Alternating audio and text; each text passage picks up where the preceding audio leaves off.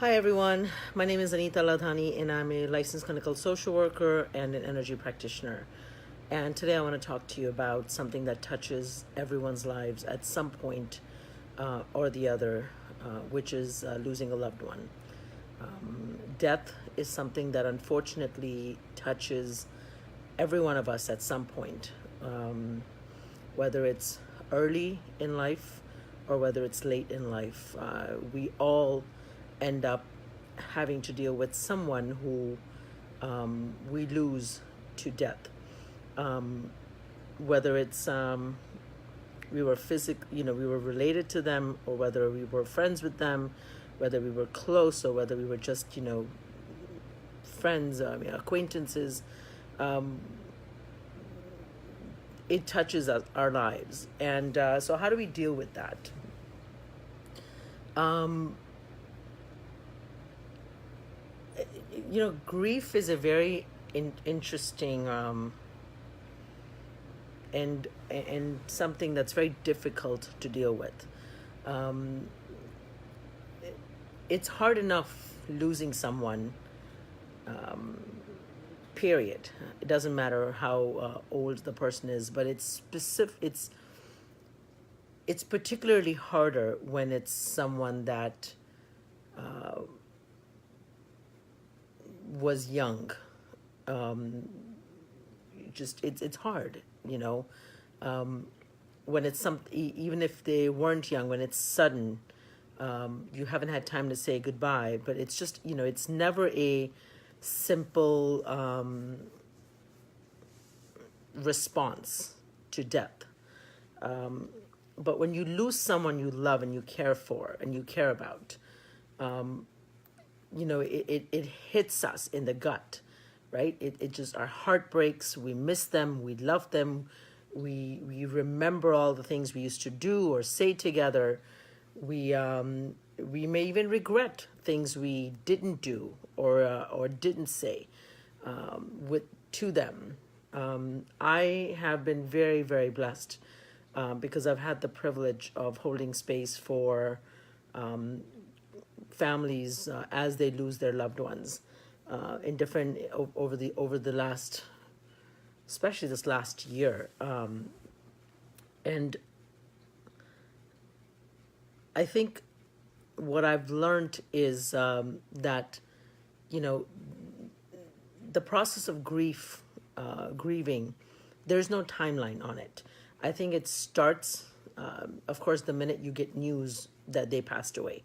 But the funeral and the memorial service, whichever one, people end up choosing to have, is very significant because it's a public sort of and a formal way for the loved ones to come together and say their final goodbyes to the person who's departed. So I think it's important to attend the funeral for not just the social, emotional, of course, the spiritual, religious aspect of it, but it's a formal way to come and celebrate the person's life and say your final goodbyes. And I think it's important to honor that and show the support to the family. And you know what? And but it doesn't end there, right? It doesn't end there. What happens after the funeral? Everyone comes together. You celebrate the person's life, but at some point, everyone sort of goes away and continues their life, right? And we all end up grieving in our own way. It affects us. It impacts us. It's akin to literally getting like blown, just blown away or hit in the chest. Is just your heart breaks. You go through a stage, a place of depression. The stages of grieving are there's denial, there's anger, there's plea bargaining, there's depression, there's acceptance, and um, not necessarily in any particular order. So you know the final stage is usually acceptance, where you've accepted that someone has passed away and then you're moving on. And everyone goes through, their own stages of grief, depending on how close they were to the person. Sometimes we're not even actually close to the person, but somebody's passing reminds us of someone we loved or our immortality, and then we have to sort of go through that process, right? So I think what's important here is to recognize that how do you deal with that, right? So a lot of people get paralyzed and just don't want to get out of bed. It's too much effort. Sadness is absolutely the word in this situation. You feel deep, deep sadness, deep, deep grief. Thanks, Anna. But the important thing is that you still get up in the morning and you go through life and you do what you need to do. I think that takes tremendous amount of courage. And somehow choosing to celebrate the person's life, choosing to, pray for their soul, whatever your spiritual belief and practice is. I think that is important. There is no timeline on grief, as I've said before. So, if you were not particularly close to someone, 6 weeks, 8 weeks, whatever it is, you might really feel their loss, and then eventually at some point you continue and you move on. But that timeline means absolutely nothing, because it could, some of us, are stuck in the grief for years to come, while others grieve and yet use the grief to fuel a positive purpose. So we choose to do something positive in memory of the person that passed away, or we choose to, live our life with intention. We choose to, make sure we don't take a single minute for granted, or we find a cause that the person was, passionate about. But I think what I want to leave you with is it's I've heard people with the best of intentions say some really stupid and insensitive things that should never come out of a person's mouth. Things like, "Oh, it's been so long. You should get over there. You should get over it by now. You should be over their death." To me, that's just unbelievable. And I've talked to parents who've lost loved ones, who've lost their kids, and then people have come up and said something like, "Oh, it's been a year. It's been 2 years. It's been whatever. You should get over that. Why are you so sad?" It's like, everyone grieves in their own way. Everyone grieves, and you might have two parents, you might have a sibling, you might have cousins, you might have aunts, uncles, grandparents, you might have friends and childhood friends and childhood sweethearts and neighbors. I mean, everyone goes through their own process of grieving, and just because one person's grief looks different than another person's grief doesn't mean it's any less valid. Just because one person isn't crying and falling apart, and they, maybe another person is more composed and quiet and less expressive and choose to just pretend like, and I'm not even sure it's so much pretend, but it's that effort to just get up in the morning and do what they need to do. That doesn't mean their grief isn't any more real or any more painful than the person who's falling apart and can't stop crying and can't stop thinking about them. Grief is grief. No one has the right to judge how a person mourns and how a person processes death. But at the end of the day, we are spiritual beings having a human experience.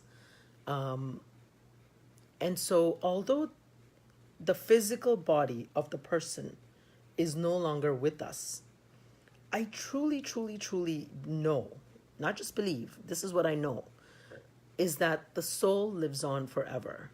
The spirit, the soul, is eternal.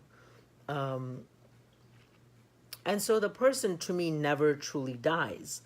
They're always present. They're always present in spirit form. And I think, the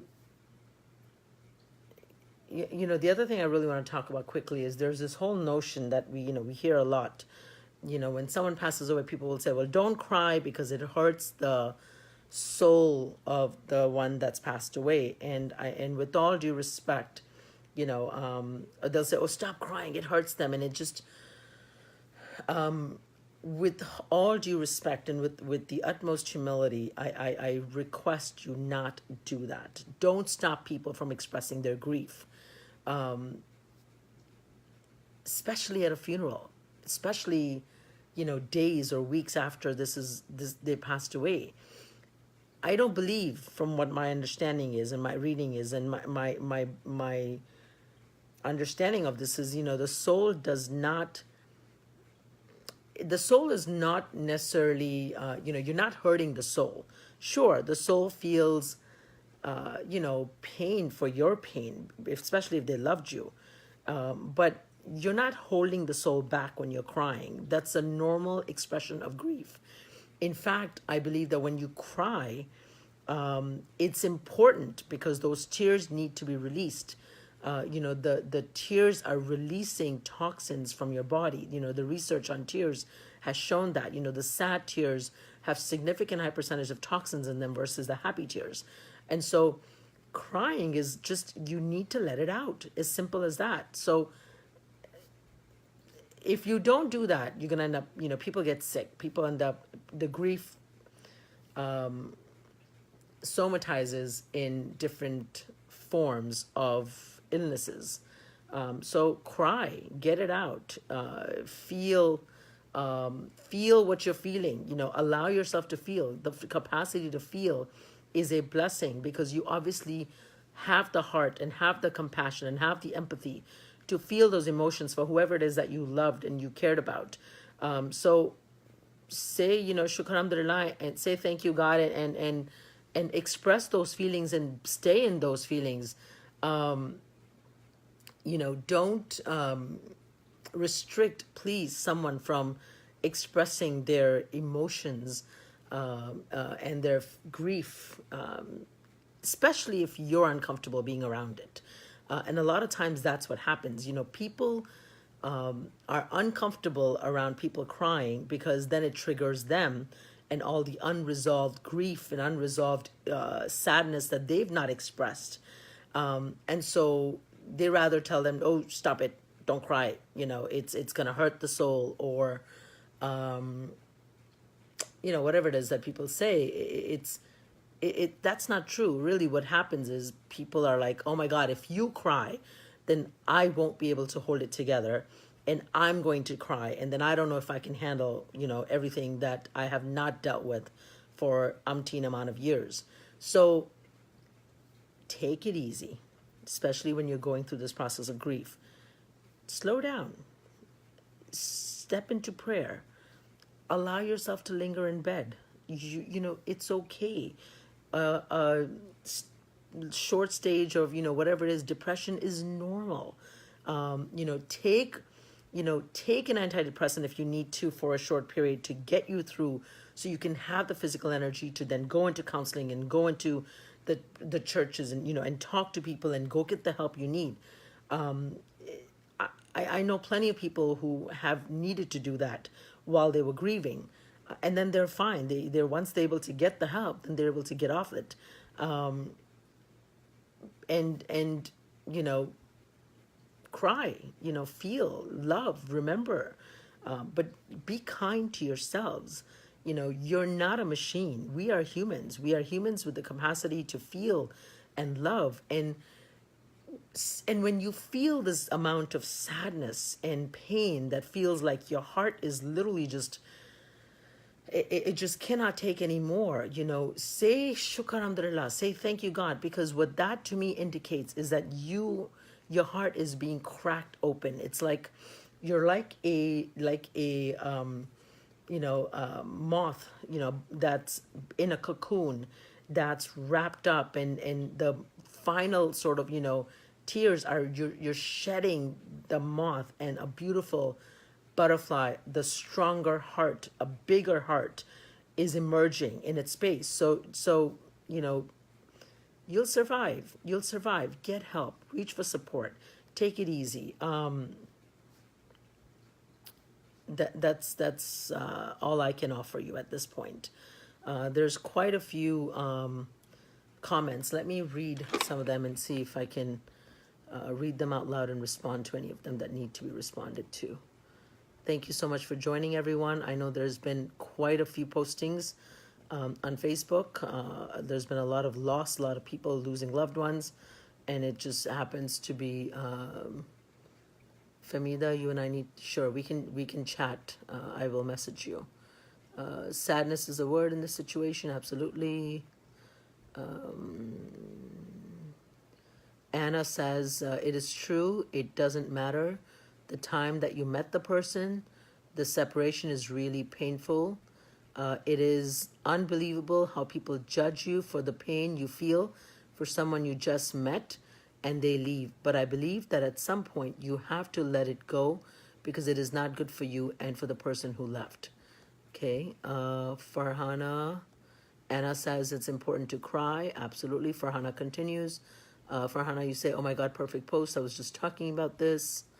Farhana says, everyone should just sit and cry. Crying is such a great outlet to release.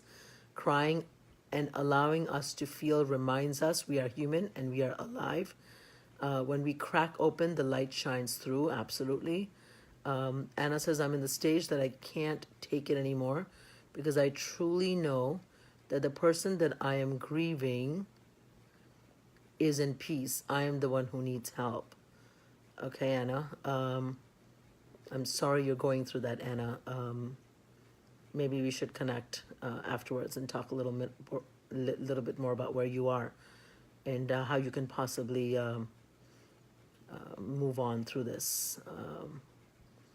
No, Farhana, don't apologize for comments. Anyways, I hope this has been helpful. And as always, I offer this with the intention truly just to be of service. Love and light. Take care. God bless.